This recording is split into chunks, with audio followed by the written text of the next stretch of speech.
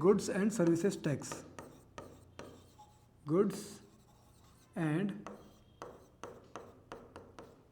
Services tax.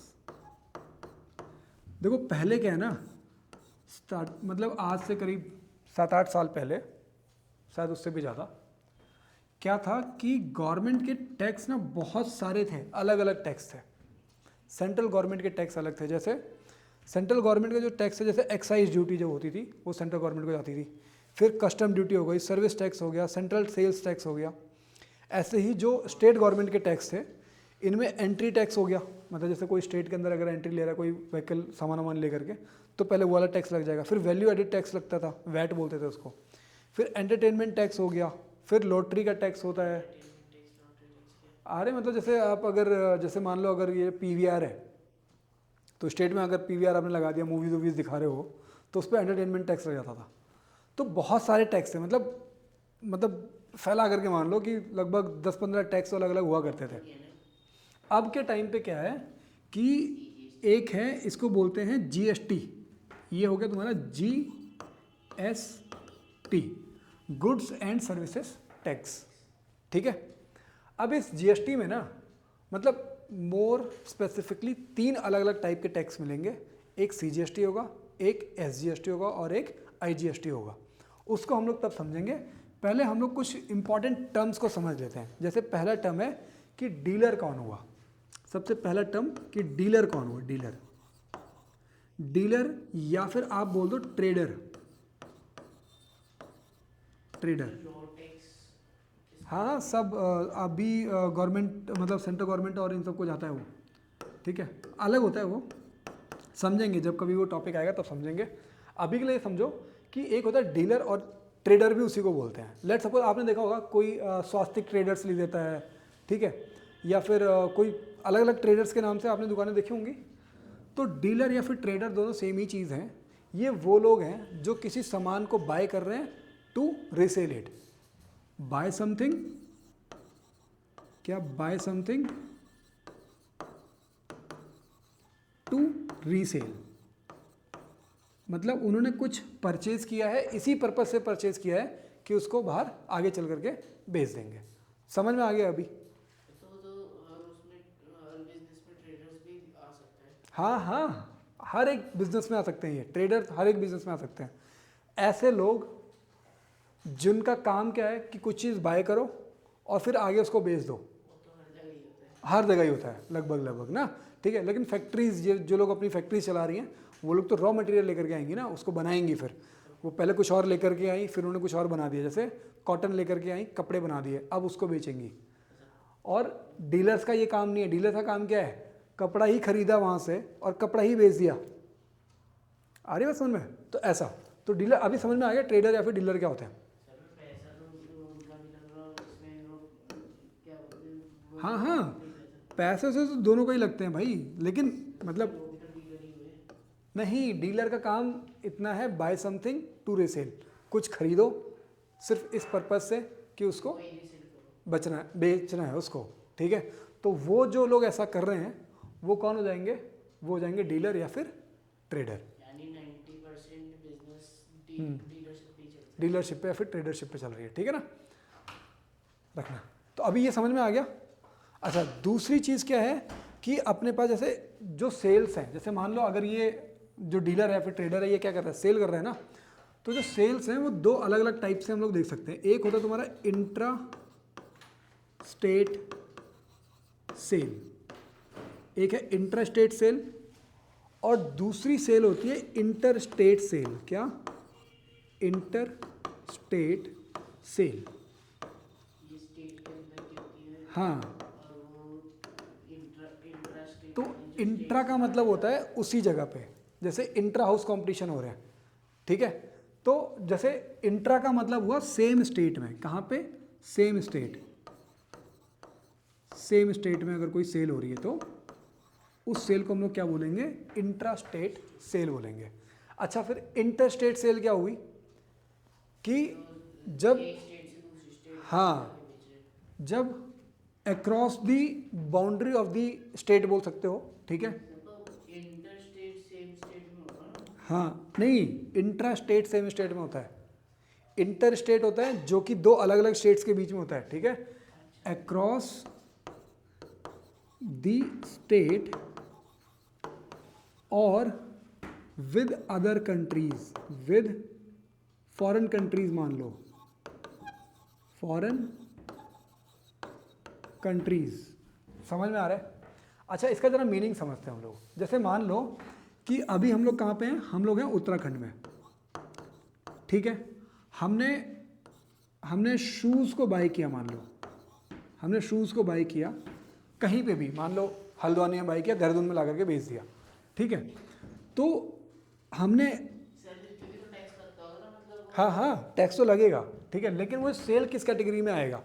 आपने उत्तराखंड में ही किसी जगह से ख़रीदा और वापस जो भी आपने सपोज शूज़ खरीदा था और वापस उसको सेल कर दिया उत्तराखंड में ही, या फिर किसी भी स्टेट में, मान लो महाराष्ट्र से ख़रीदा और किसी एक जगह से और महाराष्ट्र में ही बेच दिया, या एमपी में किसी एक जगह से ख़रीदा और एमपी में ही उसको बेच दिया, तो वो जो सेल की कैटेगरी है वो कौन सी कैटेगरी है, इंट्रा स्टेट कैटेगरी है। अब दूसरी क्या है कि आपने बाय किया कहाँ पे, बाय किया आपने महाराष्ट्र में, मान लो महाराष्ट्र में आपने बाय कर दिया और फिर आपने इसको सेल कर दिया कहाँ पे, मान लो राजस्थान में आपने सेल कर दिया, तो ये किस कैटेगरी में आ गया, ये आ गया आपका इंटर स्टेट सेल। समझ में आ रहा है। अभी एक क्या है तुम्हारा इंट्रा स्टेट सेल और एक है तुम्हारा इंटर स्टेट सेल। समझ में आ गया, दो अलग अलग सेल्स समझ में आ गए, ठीक है। इसके बाद एक टर्म है, दो अलग अलग टर्म्स हैं। एक टर्म है तुम्हारा इनपुट जीएसटी और एक होता है आउटपुट जीएसटी। क्या है, इनपुट जीएसटी एंड दूसरी जो टर्म है वो है output GST, output GST, input GST और आउटपुट जीएसटी। तो इसको आप इस तरीके से समझो, या फिर हम लोग इसको आउटपुट वाले को नीचे लेकर के आते हैं, इनपुट एंड आउटपुट, ठीक है। अच्छा आप एक बात बताओ, ये जो डीलर है ना, इसने सामान कहीं से बाय किया। अच्छा जब इसने किसी को बाय किया तो बाय करने का मतलब क्या हुआ, हम लोग इसको ले रहे हैं, बाय करने को हम लोग किससे ले रहे हैं, इनपुट से ले रहे हैं। अगर आप किसी से कुछ सामान बाय कर रहे हो तो ये क्या है, ये है इनपुट ले रहे हो आप, ठीक है ना। तो जब आप किसी सामान लोगे तो उस समय भी आपने जीएसटी पे किया होगा, ठीक है, जीएसटी पेड, जीएसटी पेड। हाँ मान लो जैसे हमारा बिजनेस है, हम्म अब हम लोग कपड़ा खरीद ले, हम्म हम लोग टेलर पे भेज रहे हैं, अपनी हाँ। मैन्युफैक्चरिंग करवा रहे हैं, हाँ हाँ, तो फिर वो डीलरशिप में आएगा। तो वो डीलरशिप, अगर आपने कपड़ा लिया और कपड़े को ही आगे बेच दिया तो वो डीलरशिप में आएगा। तो वैसे कपड़े में मतलब नहीं, तो फिर वो आपका एक अलग बिजनेस शुरू हो गया जिसमें आपने रॉ मटेरियल लिया, ठीक है, कोई भी रॉ मटेरियल हो सकता है, कपड़ा हो सकता है रॉ मटेरियल, उसको आपने फिर उसकी स्टिचिंग कराई, सब कुछ करा करके फिर आपने उसको कुछ और बना करके बेच दिया, ठीक है। तो ऐसा हो सकता है, कपड़ा वही है लेकिन मटेरियल अलग हो गया ना। ऐसा तो फिर आप ये बोलोगे कि मान लो अगर कोई शू मेकिंग का फैक्ट्री खोल दिया उसने, ठीक है, सामान लेकर के आया, उसने पूरा अपना फैक्ट्री और ये सब लगाया, ठीक है, और फिर उसको शूज़ को बेच रहा है, फिर आप बोलो नहीं सामान तो वही है, नहीं भाई उसने पूरा चेंज किया, इंजीनियरिंग लगी है पूरी उसकी, ठीक है, और उस इंजीनियरिंग के लिए उसने पर्टिकुलर कुछ लोगों को हायर किया होगा उस काम को करने के लिए, ठीक है। सो डीलरशिप क्या है, जो बाय करे और सेल करे।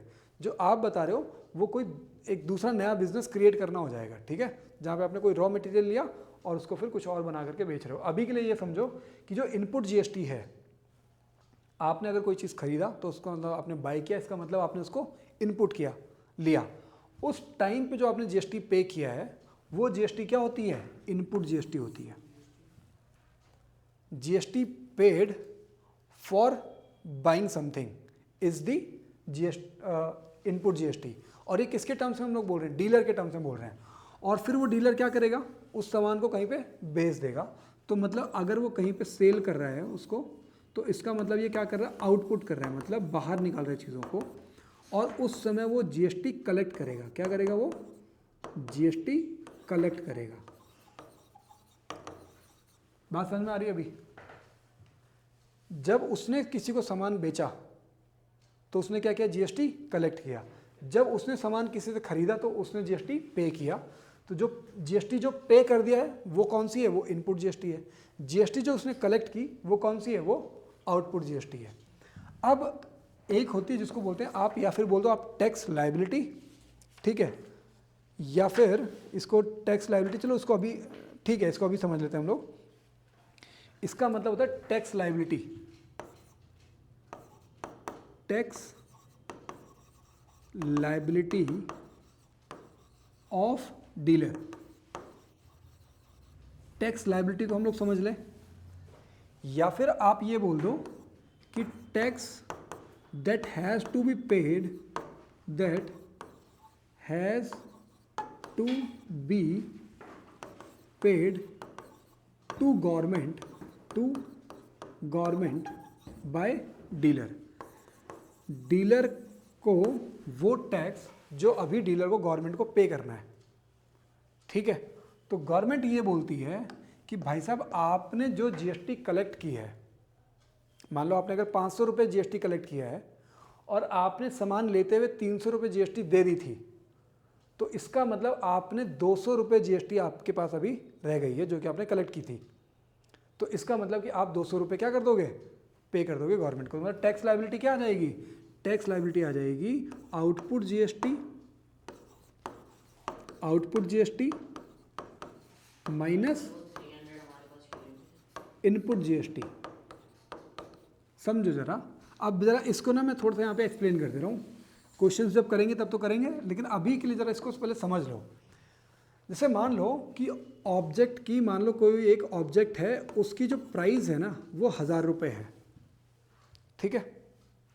कोई डीलर है डी, इस डीलर ने पहले इसे बाय किया और बाय करते हुए इसने इसका 1050 रुपये पे किया, जिसमें जो इसने 50 रुपीज़ था ना, 50 रुपीज़ जो था ये एज अ जीएसटी पे किया हुआ है। भाई जब भी कोई चीज़ को खरीदेगा तो एक तो सामान की प्राइस होगी, उसके बाद उसकी जीएसटी होगी। अगर उस डीलर ने 1050 रुपये 1050 रुपीज़ अगर उसने पे किए हैं तो इसका मतलब 50 रुपीज़ उसने एज अ जीएसटी पे किया, ठीक है। अब इस डीलर ने ये जो 50 रुपीज़ था जो उसने पे कर दिया है, ये इसकी क्या है, ये है इसकी इनपुट जीएसटी। क्या है ये, इनपुट जीएसटी है। ये चीज़ समझ में आ गई। नाउ अब इस डीलर ने इस सामान को कहीं पे ले जा करके बेच दिया और मान लो ये इसने सेल किया है 1500 में, ठीक है।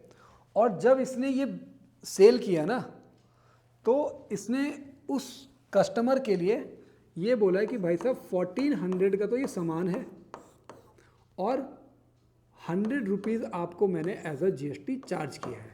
तो लिख करके देगा ना वो, GST is charge as 100 rupees, या फिर जो भी परसेंटेज होगा। तो आप ये जो जीएसटी इसने कलेक्ट किया, ये जो 100 रुपीज़ जो एज अ जीएसटी इसने कलेक्ट किया, ये जो 100 रुपीज़ एज अ जीएसटी इसने जो कलेक्ट कर लिया है, ये कौन सा है, ये है आउटपुट जीएसटी। क्या है ये, आउटपुट जीएसटी। अच्छा बताओ जीएसटी किसको जानी चाहिए, सरकार को जानी चाहिए। इन भाई साहब ने इस पर्टिकुलर प्रोडक्ट पे 50 रुपये की जीएसटी तो उन्होंने दे दी है सरकार को किसी और के माध्यम से, लेकिन 100 रुपीज़ एज अ जीएसटी इन्होंने कलेक्ट की हुई है। और गवर्नमेंट बोलती है कि पूरी जीएसटी पे हक गवर्नमेंट का है। तो मतलब गवर्नमेंट इनको ये बोलेगी देखो 50 आपने दे दिए थे, 100 आपने कलेक्ट किए ना, इस 100 में से जो आपने दे दिए थे वो माइनस कर दो और बाकी जो बचता है वो मुझे वापस भिजवा दो, ठीक है। तो इसका मतलब टैक्स लायबिलिटी क्या बन रही है डीलर के ऊपर, कि आउटपुट जीएसटी जो भी ये 100 रुपीज़ आ रहा था अभी माइनस इनपुट जीएसटी। ये चीज़ समझ में आ गई अभी। तो ये है तुम्हारी क्या, टैक्स लायबिलिटी। नाउ अब हम लोग एक दूसरी चीज़ समझते हैं। हाँ बताओ बताओ, ये इसमें कुछ लो। हाँ कंप्यूटराइज्ड बिल बना रहे हैं, हाँ हाँ आप भी लो ना। तो हाँ वो सरकार अपने आप पहुंच जाएंगे बोलते हैं। होता क्या है कि गवर्नमेंट का अपना एक पोर्टल है, ठीक है। और जिन्होंने भी जीएसटी नंबर ले रखा है ना, उन लोगों को गवर्नमेंट के पोर्टल पे अपडेट करना पड़ता है। हाँ गवर्नमेंट के नंबर पे अपडेट हो जाएगा। हाँ, मतलब इस तरीके से एक फॉर्म होता है, ठीक है, और यहाँ पे लिखा होता है इनपुट क्रेडिट, इनपुट और सर क्रेडिट, और यहाँ पे होता है आउटपुट क्रेडिट। ऐसा कुछ एक फॉर्म होता है क्या, इनपुट क्रेडिट और आउटपुट जीएसटी, इनपुट क्रेडिट और आउटपुट जीएसटी, ठीक है। इसका मतलब ये हुआ कि हर एक डीलर जिसने जीएसटी नंबर लिया हुआ है ना, और जैसे मान लो उसने बिस्किट लिए, तो बिस्किट लेते हुए उसने कितनी जीएसटी पे की उसने वो मेंशन कर दिया, और बिस्कुट को बेचते हुए, सेल करते हुए जो जीएसटी उसने कलेक्ट की उसने वो मेंशन कर दिया। मान लो 50 रुपीज़ इसने पे कर दिया था और 100 रुपीज़ इसने कलेक्ट कर लिया। अब वो बिस्किट के साथ साथ नमकीन भी बेच रहा है मान लो, ठीक है, तो नमकीन उसने कहीं से बाय किया हुआ था, तो मान लो फिर से उसने 70 रुपीज़ उसने एज अ जीएसटी पे कर दिया है, लेकिन उसने 140 या फिर मान लो कि 120 रुपीज़ उसने एज अ जीएसटी कलेक्ट कर लिया है। ऐसे उसने कई सारे सामान कर लिए हैं। तो ये पूरी जब टेबल तैयार हो जाती है ना, तो गवर्नमेंट बोलती है कि भाई साहब ये जो पूरी जीएसटी आ रही है, मान लो अभी तो दो सामान का हमने देख लिया 120 आ रहा है, ठीक है, और इन दोनों कितना आ रहा है 220 आ रहा है, इन दोनों कितना आ रहा है 220 आ रहा है। तो गवर्नमेंट क्या बोलेगी, output GST minus input GST, 100 rupees हमें अकाउंट में डाल दो। बात समझ में आ गई अभी नहीं तो और टैक्स लगना शुरू हो जाएगा। है? और टैक्स उनके ऊपर ही लगना शुरू हो जाएगा। हाँ, वरना फिर अरे फिर तो मतलब एजेंसीज पीछे पड़ जाती हैं, ठीक है। अच्छा अभी आपको ये समझ में आया, टैक्स लायबिलिटी समझ में आया? हाँ और सर अगर हम लोग पक्का बिल को उस पे पेज पे बना के दें, हाँ हाँ पूरा फॉर्म बना होता है, उस पे बना के दें, सरकार को पता कैसे चलेगा कि हम हमारा हाँ, तो ऐसा ऐसा कई सारे लोग करते हैं। कई सारे लोग तो बोलते हैं ना कैश में पेमेंट कर दो, जीएसटी पे नहीं करनी पड़ेगी। सर हाँ, अकाउंट में पे करोगे तो जीएसटी पे कर अगर मैं दोगे। अपनी शॉप की बात करूँ, हाँ हम लोग कहते हैं कि बिल बना के दे दो, हाँ हाँ हम लोग कहते हैं हम आपको पक्का बिल बना के दे देंगे, आपको 5% जीएसटी पे करनी पड़ेगी, हाँ हाँ तब वो मना कर देते हैं, तब वो कहते हैं कोई दूसरा बिल होगा वैसे ही जो हाँ फेक बिल की तरह देंगे। हाँ, तो उस पर लिख करके दे दो। तो सर मैं वही चीज़ बोल रहा, अगर फेक बिल पे ना दें, अगर हाँ हम पक्के बिल पे बना के दें, तो हाँ, उस पे जीएसटी कैसे कटेगी?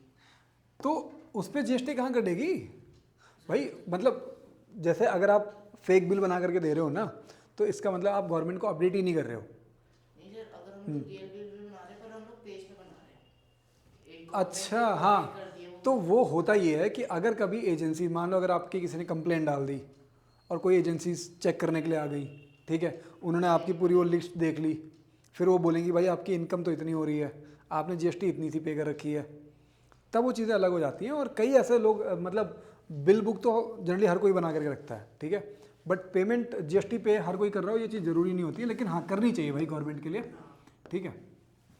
अच्छा, टैक्स लायबिलिटी आपको समझ में आ गया। दो चीज़ें अभी हम लोग समझ रहे थे, एक इंट्रास्टेट और एक इंटरस्टेट सेल। तो अल्टीमेटली हम लोग इस चीज़ पे आ गए कि जो जीएसटी है ना वो दो सेगमेंट्स में डिवाइड हो रही है। एक जा रही है आपकी किसके लिए, एक जा रही है सेंट्रल गवर्नमेंट के लिए, सेंट्रल गवर्नमेंट को एक जीएसटी जा रही है आपकी, और एक जीएसटी जा रही है आपकी स्टेट गवर्नमेंट को, स्टेट गवर्नमेंट को।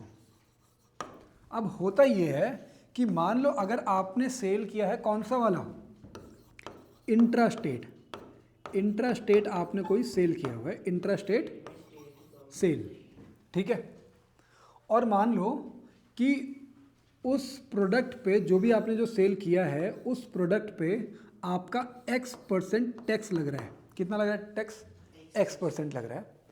तो इंट्रास्टेट सेल में जिसमें X% सेल लग रहा है, मतलब टैक्स लग रहा है, तो उसमें जो सेंट्रल गवर्नमेंट को जाएगा वो जाएगा आपका X/2%।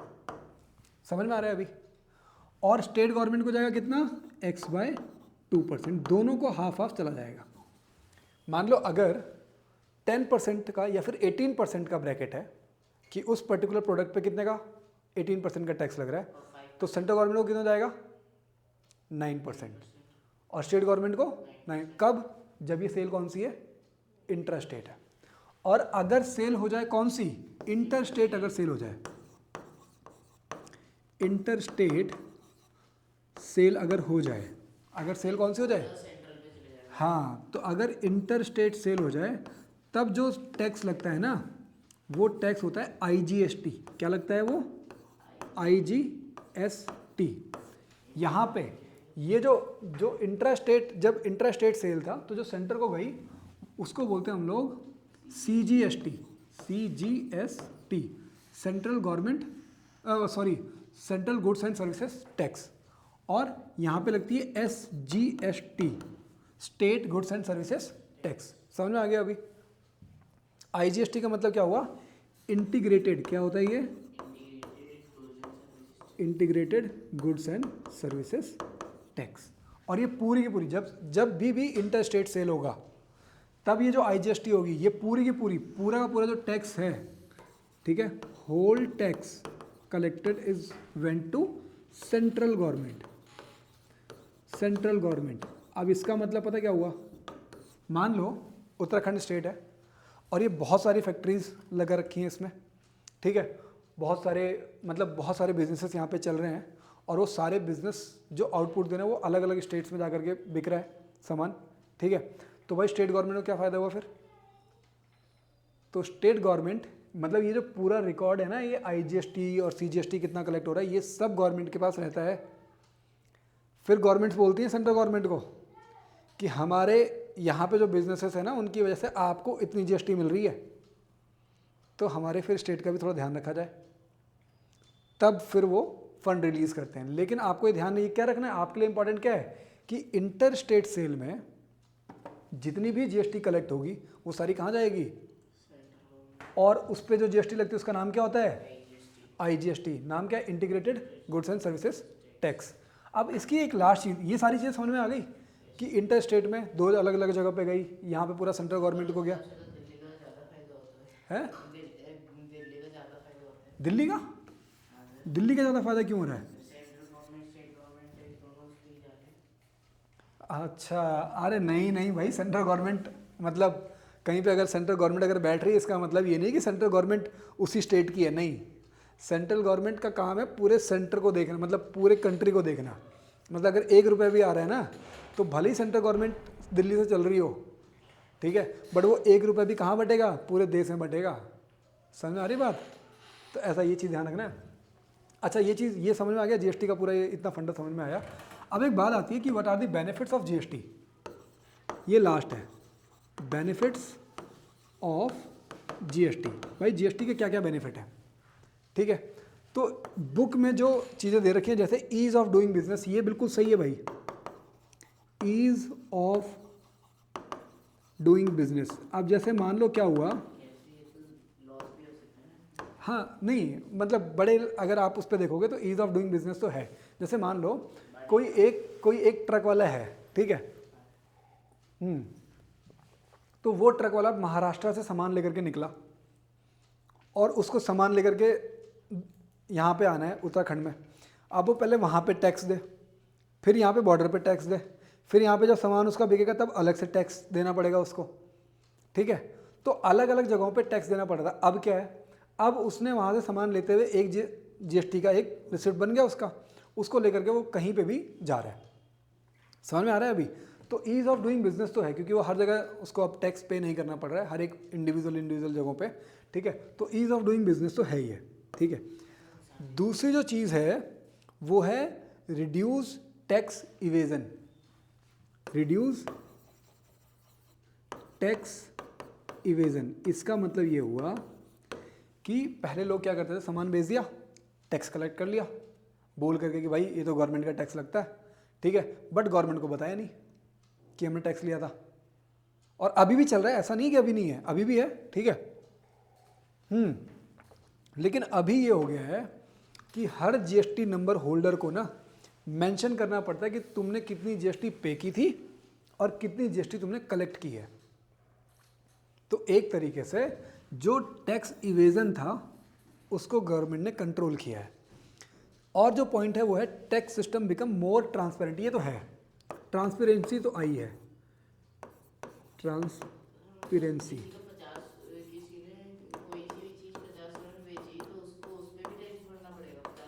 बिल्कुल। अरे आप बिस्किट खरीदते हो ना, तो बिस्किट के पीछे कभी देखना, वो 10 रुपये तो लिखे होते हैं, बट उस पर लिखा होता है कितने रुपये टैक्स जा रहा है। कोई भी सामान आप खरीद रहे हो उस पर आप टैक्स, किसी में 8 रुपये 50 पैसे हाँ, 9 रुपये लिखा था। इवन कि अगर आप टॉफ़ी भी खरीद रहे हो ना, 1 रुपये की टॉफ़ी, उस पर भी गवर्नमेंट को टैक्स जा रहा है। ठीक है, तो ये मैं सोच रहा हूँ कि गवर्नमेंट को आप टैक्स पे नहीं करो, तभी तो बोलते हैं। अच्छा, आज जब आपको ये पता चल जाएगा ना कि आप भी सामान अगर खरीद रहे हो तो आप भी गवर्नमेंट को टैक्स पे कर रहे हो और आपका देश उसी से चल रहा है, तभी आपने देखा होगा कि हर कोई जाकर के किसी भी सरकारी उसमें जाकर के लोग बोलने नहीं जाते हैं कि ये जो पूरी अथॉरिटी है हमारे उससे चल रही है, हम लोग टैक्स पे करते हैं। ठीक है, तो इसका मतलब ये नहीं कि गवर्नमेंट जॉब कर रहा होगा या कोई जॉब कर रहा होगा तभी टैक्स पे कर रहा है। एक एक इंडिविजुअल जो सामान बाय भी कर रहे हैं ना, वो भी क्या पे कर रहे हैं, टैक्स पे कर रहे हैं। तो ट्रांसपेरेंसी तो आई है, क्योंकि भाई अब पूरा लिख करके देना पड़ता है कि कितना पे किया और कितना हुआ, तो ट्रांसपेरेंसी तो आई है। एक चीज़ ये है कि गवर्नमेंट ने ये भी बोला था कि भाई हमने टैक्स बर्डन कम कर दिया है, tax burden is reduced on consumer, ये गवर्नमेंट ने बोला था। और हमको पढ़ाना भी यही पड़ता है कि हाँ भाई टैक्स बर्डन जो है वो रिड्यूस हुआ है, बट एग्जैक्टली ऐसा नहीं है, क्योंकि जो लोग टैक्स बना रहे हैं ना वो डीलर है। ठीक है, और अगर वो लोग टैक्स ले रहे हैं ना, तो उस टैक्स का बर्डन किसके ऊपर पड़ रहा है, कंज्यूमर के ऊपर पड़ रहा है। इसीलिए आपने देखा होगा कि बहुत सारे लोग क्या बोलते हैं कि हमें बिना बिल के दे दो आप टैक्स हटा करके। तो टैक्स का बर्डन तो देखो कंज्यूमर पे पड़ रहा है, लेकिन ठीक है, ये सारी चीज़ें समझ में आ गई अभी है। आप पेपर में ये सब चीज़ें लिखोगे, रिड्यूस लिखोगे आप, ये नहीं, सच्चाई नहीं बतानी। जो बुक में पढ़ा है, जो बुक में लिखा है वही लिखना है, tax burden is reduced on consumer. ठीक है, तो ऐसा ये सारी अभी सारी चीज़ें समझ में आ गई है। चलो ठीक है, कल हम लोग करेंगे इसके न्यूमेरिकल्स।